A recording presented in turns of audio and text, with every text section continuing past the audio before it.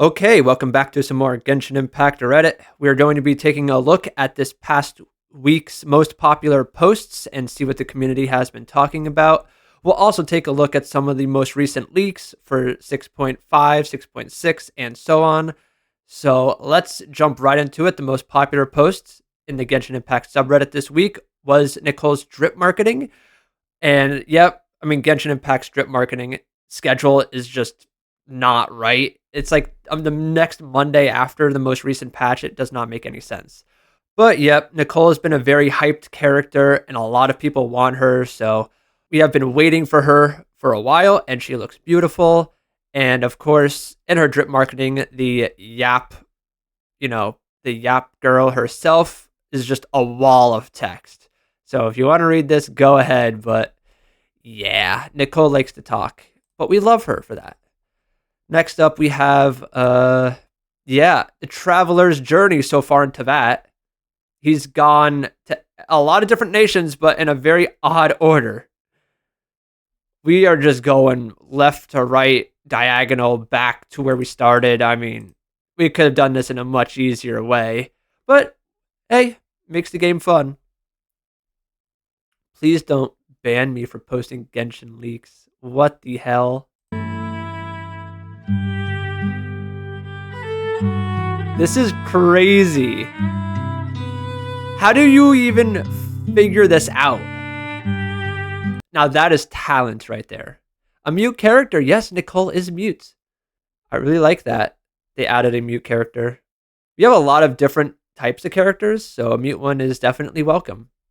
And here's Lowen's drip marketing. He has a knife. He's secretly holding a knife behind his back. Look at that. This man is messed up in the head, and people love him for that. Yeah, that's pretty cool. I love his design and his outfit a lot. Love the details. LOL. Average weekly boss experience. Anyone got Outland characters? Nope. We need Night Soul to break the things fast. What is Night Soul? Are you kidding me? Are these people okay mentally? How? I don't get. Some people are just whack. I don't know.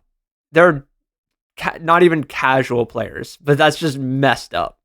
Not even knowing what Night Soul is just crazy work. All silhouette revealed. Now we wait for Snezhnaya.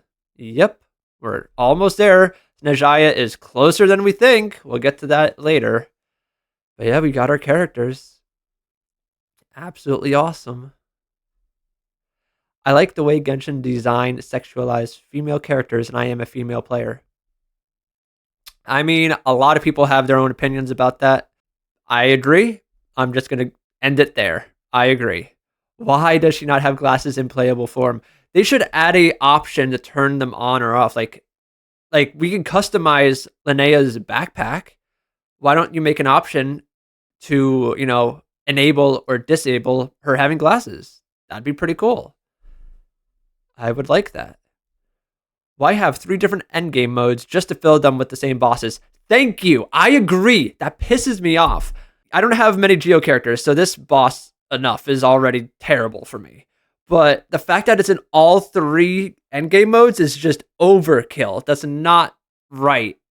That's just not cool, Hoyoverse. You can't do that going forward. You just can't. We have cutscenes in Miliastra. Oh my god. Is this Farina? Yep, Dottore. Well, that's crazy. Miliastra is just amazing when people use it for really creative ideas and projects. Prune, new character, drip marketing. Love the hammer. I hope she uses the hammer. I actually have not seen any gameplay of her, so I have no idea if she does or not. Man, the Sumeru's enemy NPC really were built different. Yeah, they were. Sumeru's NPCs are just nuts. Model-wise, design-wise, even story-wise, like Jet, she's the best. Damn. Kokomi got an artifact set, an event weapon, island, species of crystal flies, and a glider designed to match her. Kokomi is just that girl, you know? Everything is given to her. She's arguably the best healer in the game, still? Question mark? Is she still considered the best? Or has she been overthrown by another character? I don't know. That's a great question. Is Kokomi still like one of the best supports healers? I don't know. I think she is. Genshin's power creep is all-time high. I agree. I agree. I don't know why they're doing this. I mean, it was never bad, but recently it has become pretty bad. There's got to be a reason for that besides, making these characters amazing to get money. But the power creep is starting to become pretty bad. And Genshin never really had power creep at all to begin with. Like, yes, you could say Fontaine, Natland, you could see the damage just trending higher and higher, but now we have reached an all-time high where every single new character just power creeps someone else. And it's like, okay, great. And every patch just does not have a lot of pulls. We're not getting a lot of wishes. And it's kind of not fun and sucks. I don't really even know what to say about it. I guess I just hope that it doesn't continue, but the likelihood of that is like slim to none because, Snezhnaya is going to be crazy. Every character is going to be better than the rest. And it's just not going to be pretty. The fan base is definitely going to revolt. I can see it already. Prune has P in her name. No other characters have the letter P in her name. That's crazy. We were waiting for that. I mean, we know Pantalone, Capitano are two characters that might be playable in the future. Piero. But it would be taken by Prune. Who would have thought? Not me. One has to go. Bai Zhao. You're small, but not that small. Why does the god give people who are already able to control elemental power a vision/moon wheel? Yeah, so Linnea doesn't actually need the moon wheel, but she likes it since Lumi seems to like it. That's very interesting, and I hope they explore this in the future because I think a lot of people would like to know. And it's just such an interesting concept that she doesn't need it. So we'll see if this gets touched on in the future or not. Since Rex Lapis is dead, could Illumi become the new Geo Archon? Yes. Yes, yes, yes. Hashtag let Lumi become Geo Archon.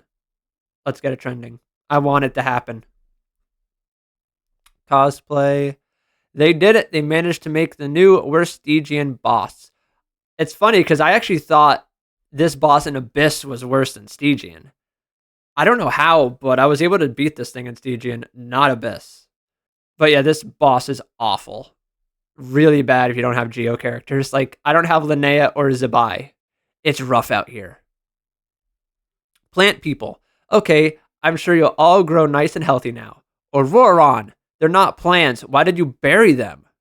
Granny's crashing out. Auroron is just having fun. And these three are just letting them, bury them. They don't mind. We love Auroron. Can't deny the scenery is such a beauty. I agree. Temple of Space is top tier. Arguably the best area in the game. We are literally 3 versions away from Snezhnaya. This feels surreal. It's coming. We are almost there, ladies and gentlemen. I love this. This is iconic. All the way from the back in the beginning of the game, this meme came out, and it's been top tier ever since. What is happening in Miliastra, bruh? Oh, peak is happening. This is just phenomenal. We need more of this type of content. Guys, please, I need you to do something. It's been almost 4 years. Oh, the Saritsa's gonna be pissed. Saritsa's not gonna be happy. Oh. What is this? Whoa. Hi, friends. Bought an Backpack Linnea? What was the point? What was the point of this? I really stare into my soul. Same. Rip Lumi. Yahoo! We back to random posting again, and I love it. Same. Simulanka music jump scare. I didn't even realize that. Now I hear it. Yep. Now I hear it. Lumi blue. Stare, stare, stare. Aura farm. Stare, stare. Exactly. Flynn's just aura farmed us. Like, what the heck? Dude, what a screenshot you can get. Wallpaper. Oh, it's sick. Dude, oh my god. How broken would Raiden be in 2026 if they released her now? She'd be insane. The animations would be crazy. She would have an animation, like her burst would literally be an entire slash, like right down the middle. Oh my god. She'd destroy everything. Her burst would be a nuke. Literally 2 million damage per burst. It's been 2,026 days since they last released a Geo Catalyst. Holy shit. That's crazy. Ningguang is the only Geo Catalyst. I'm shocked there has not been another yet. Shocked. Since Catalysts have been increasing the last 2 to 3 years. Just a ton of Catalyst characters. None of them Geo. That's wild. Why does only one bed have a soul? Hey, don't ask me. I don't know. Someone probably cursed it or something. I don't know. Oh my god, a 3-minute animation? Alright, I'm not gonna watch that. Fallen Angel. Nicole, you have to resist the abyss temptation. We don't want to hurt you. I will weave this world's history into every mind and guide them beyond all doubt. Nicole, you're not Renova.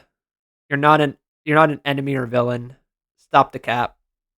New players immersion. What the heck? I see what they mean, but Genshin is what? 5.5 years old now or something like that? New players are going to have a much different experience starting now compared to the people who have been playing since day one. Hoyo can't please everyone. They can't please day one people only. They can't please people who started 2-3 years ago, and they can't please people who start right now. There's got to be a threshold. Yeah, I feel bad for new players. They have a lot to catch up on, and the banners just don't make sense to them, but it's not their fault. The game has to keep moving, you know. We can't just stop for the new players. The game has a release cycle every 6 weeks is a new patch. It can't stop. Meta is fucked. Embrace pulling your favorites. Yeah, everyone plays differently, but agreed. Meta is more chaos than it's ever been. More power creep. So just pull your favorites. Play to get Primo Gems. You know, only do the first 3 levels of Stygian. You don't need to do Fearless or Menacing. And just have fun with the game. If that's how you want to play, that you can play. Meta players and whales play differently than everyone else. We know that. But all right, I think that is enough of going through all the top Reddit posts. And now the only leak I want to talk about, because this is huge, is this one. 6.7 is apparently the last 6.x patch. There's no 6.8. That is very surprising. Now, of course, in the past, every single year, we always hear there's no 0.8 patch, but there always is. But this time, we're getting it this late. It's April. And we are now finding out that there's no 6.8. 6.7 is the last patch, which makes sense if you think about it. Sandrone is going to be released in 6.7. And she is basically like the Anefa of Nodcry. She's going to be... Sandrone will be meta in Snezhnaya and release like a whole new reaction system. Like we had Lunar, and I think they leaked it was going to be like Stella or something. So I think Snezhnaya is coming after 6.7. So no summer patch, which I'm actually okay with. I thought the summer patches were done. Like I thought Simulanka was the final one, but then they integrated Natlan and Marajivari and Bennett, and we literally got our own permanent summer area, which is brilliant. I'm so happy about that. And that also felt like a finale, and I'm perfectly okay with that. The next summer event we ever get, I hope, is when we go back to one of the old areas and they make all these summer areas permanent. That is my ultimate wish. Yep. All right. So yeah, I mean, 6.7 being the last version of the 6.x, it's crazy. Yeah. Yep. This is exactly what I just said. Nobody fucking say anything. Oh God, 6.7. That's why. That's why. Yeah, I expect a lot of new maps, and then maybe a sneak peek of Snezhnaya in the next live stream. That'd be pretty cool. Yes, but I mean, we are late in the patch cycle already. I think this one's actually true. Named after the moon has 8 phases. I didn't even think about that. Oh, Sandroni's the 17th character released this year. That's a huge little Easter egg that someone just found out because there's only 17 new characters a year. Damn. All right. I agree then. Sandroni is the last one, and 6.7 will be the last patch. That's so cool. Yeah, Sandroni will be the Anefa of Snezhnaya, so it makes sense. And sadly, because of that, I can't get Linnea. I would literally wish for Linnea right now if it wasn't for Sandroni being meta for Snezhnaya, so I have to get her. Plus, Sandrone is awesome, and I really want her.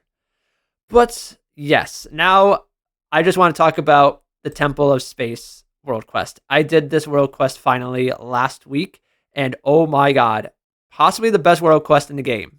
And I took a bunch of screenshots. So this was at the very beginning. We got to see this old man back at the sanatorium here, and I mean, I just love the effects of the past. So cool. We had the dog helping us. And then we go back to the title screen of Genshin Impact. I mean, look at this. Can you believe this? We are here. I cannot believe this is now a playable area where we log in every single day. That is nuts. And the door that leads into a new hallway that you cannot see from the outside. I love when games do this. It's such a cool design. Beautiful. This place, everything about the Temple of Space is just so majestic and feels grand, very big. I love the details. I mean, the skeleton here, the statues, architecture. The architecture was awesome. Loved the details in it. Okay, if anyone here has played Amphorius in Star Rail, the mechanics felt so much like Amphorius with the sound design and the different mechanisms. It was so cool. I loved it. And here is obviously the grand screenshot that is just everywhere. And now, obviously, people are talking about this. This looks like Paimon's design here. Very interesting. Paimon's colors. Little, the shapes that they have here is Paimon-esque. Paimon sus. We know that. And then, okay. The story of the Temple of Space was beautiful because we had 3 different areas and we had to save the people in this little space that Asmodee put in here to live forever. And I mean, this is what it looked like at the beginning. It was just this little pathway here. And it was like, all right, so what's behind this? But yeah, we had the desert area as well. And then we got to fly in the sky. Don't really know why I took the screenshot, to be fair. So now here we are. This is the leeway section. And I thought it was really cool how we could just go into the paintings, and the paintings we had to match up and it would add stuff to the world. Thought that this is beautiful. Oh my gosh, I'm so happy they actually added it into the world because I did not want this to be a one-time thing.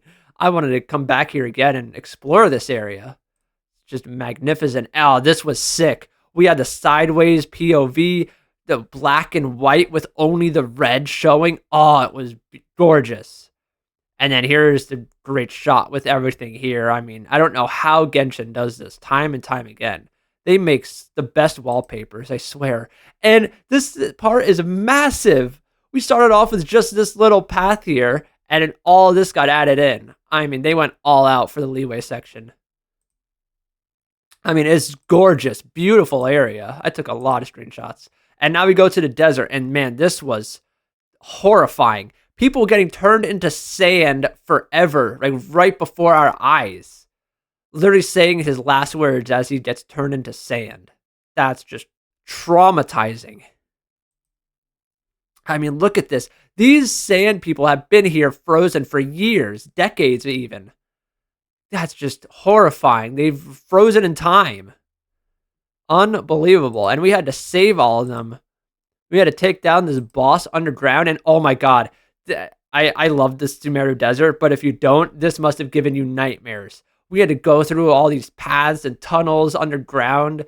It very felt like the underground ruins of the Sumeru Desert. The boss fight was cool. And then we added some color, some green to the desert here, some water, little oasis. I mean, the Historia really talked about melancholy a lot. It was very dark and depressing. And I mean, I thought this shot was cool as well. And here you go. We were just picking them off one by one here. We have the Leeway section, the Sumeru section. I wish it was bigger. Just a box, literally a desert box here. It was a great area. I just wish it was bigger, like Leeway. Oh yeah, Stygian came out. I beat Stygian. I'm very happy. So that was my teams I had for this. Very cool. Yeah, so the Temple of Space selects people and objects from a specific historical age or a now vanished civilization, using them as the smallest possible segments. That is nuts. And then once elevated, the chosen are preserved here as living memories forever. So they just pick people from random times to just live here forever. That is actually nuts. They're immortal, basically. And then this, I mean, look at the imagery on this. That's terrifying. Straight out of a horror film. And this place was beautiful. This library section was nuts because everything, the books were 10 times bigger than the characters. Everything was just so massive. I can't even tell you how much work Hoyo put into this section. And then, yes, the book game was very cool to get through that. And I mean, you got to open up this space and it's just, holy shit. I don't even know what to say. The architecture, the lighting, the details, everything. Just love it. Tell me this does not look like it's straight from Amphorius. I swear this entire Temple of Space area was based off of Amphorius somehow. Yep. That certain hidden truths are kept within its walls. And also, I just like this. I mean, this is like an Avengers moment. You know, everyone's getting ready to go to the final boss battle. I took a screenshot of this for some reason. Oh, yeah, his name was Abrax.